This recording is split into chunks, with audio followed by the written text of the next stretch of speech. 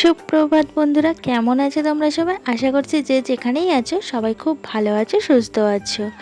আমি টুকুন lifestyle daily ব্লগে তোমাদের অনেক অনেক স্বাগত, ভালোবাসা জানাই। আজ শনিবার, ঘড়িতে এখন 9:30 বাজে। তো এখন থেকেই আমি তোমাদের সবাইকে সঙ্গে নিয়ে আমার নতুন ব্লগটা শুরু করছি। আশা করছি তোমাদের ভীষণ ভালো লাগবে। সকালবেলায় তোমাদের দাদাভাই টিফিনটা করে দিয়ে আমি ওপরের ঘরে কাজে লেগে পড়েছি। অনেক দিন ধরেই ভাবছি যে এই খাটের তলাটা পরিষ্কার করব। অনেক কাগজপত্র, পেপার, এটা ওটা হেনা তেনা জমে গেছে। বক্স খাটের তলায় আমি হাত পাই না ঠিক মতো ঝাড় দেওয়ার সময়। তার জন্য না কণার দিকে জিনিসগুলো আমি কিছুতেই টেনে নিয়ে আসতে পারি না। দেখো, একটা বড় রড দিয়ে আমি টেনে টেনে সব কিছু বার করছি। আর এগুলো হয়েছে একমাত্র এই যে আমার দুষ্টুটার জন্যে। সব কিন্তু চকলেটের প্যাকেট, চিপসের প্যাকেট, তারপরে কেকের প্যাকেট, লজেন্সের প্যাকেট, এই সব কিছু। আর বই খাতা ছেঁড়া, পেন্সিল রাবার, কতগুলো যে রবার বেরিয়েছে আর পেন্সিল বেরিয়েছে তার তো ঠিক নেই। আর লেখার সময় শুধু বলে আমার রাবার নেই, হারিয়ে গেছে, কিনতে হবে। তো সব এই ফেলে দেয় খাটের পাশ দিয়ে। এত বারণ করি যে খাটের পিছনে কিচ্ছু ফেলবি না, তাও শোনে না। সব কিছুই খাটের পাশ দিয়ে ফেলে দেবে। আর এই যে জড়ো হতে হতে কতটা হয়ে গেছে দেখো। তো এই গরমের মধ্যে আমার খাটের তলা পরিষ্কার করতে গিয়ে জান যেন বেরিয়ে যাওয়ার জোগাড়। দম যেন আটকে আসছে। এমনিতেই ধুলোতে আমি কাজ করতে পারি না, দম আটকে আসে। আর তার উপরে দুষ্টুটা তো এত জমিয়ে রেখেছে, তো পরিষ্কার তো করতেই হবে। তো এভাবে তো রেখে দেওয়া যায় না। আর অনেক দিন ধরেই ভাবছি করব পরিষ্কার। আর সংসারের কাজের এত চাপ থাকে যে আর সময়টা বার করতে পারি না। আজকে সকালবেলা থেকে ঠিক করে রেখেছি যে এই কাজটা আমি আজকে করবই। তো তোমাদের দাদাভাইকে যখন সকালবেলা টিফিন করে দিয়েছি তখন একেবারেই না আমি আম ডাল করে নিয়েছি, ওর মধ্যে একটু আলু দিয়ে। আর দাদাভাইকে রুটি করে দিয়েছিলাম, একটা ডিম সিদ্ধ করে দিয়েছি। দুপুরের দিকে একটু ভাত আর কয়েকটা পাঁপড় ভাজা করে নেবো, হয়ে যাবে। আমি জানি যে খাটের তলায় হাত দিলে অনেকটাই সময় লেগে যাবে আর অনেক বেলাও হয়ে যাবে।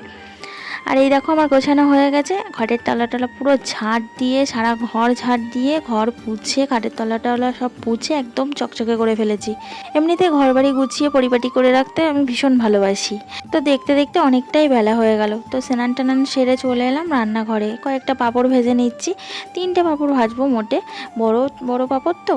তো 3টে পাঁপড় ভেজে নিলাম। আর ডালের মধ্যে না একেবারে আলু দিয়েছিলাম, সেই আলুগুলো একেবারে বের করে রেখেছি, মেখে নেবো। আর দুষ্টটা পাঁপড় দিকে উকি ঝুঁকি মারছে। ও পাঁপড় ভাজা খেতে ভীষণ ভালোবাসে।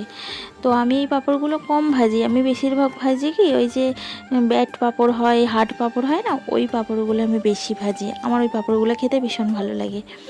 আমি আজকে পাঁপড়ের তরকারি করব বলে পাঁপড়গুলো আনিয়েছিলাম। তো আসছে তো বেলা হয়ে গেছে, তরকারি করা হয়নি। দেখি রাত্রের দিকে যদি সময় হয় করে নেবো। কাল থেকে আমার মেয়ের খুব ইচ্ছে জেগেছে পাঁপড়ের তরকারি খাওয়ার। ও বায়না করে মাথা খারাপ করে দিচ্ছে, মা পাঁপড়ের তরকারি করবে? তো আমি বললাম ঠিক আছে, আজকে তাহলে বানাবো, নিয়ে আসিস পাঁপড়। আমার যা খুব বানায় পাঁপড়ের তরকারি, আমার অতটা পাঁপড়ের তরকারি খেতে ভালো লাগে না।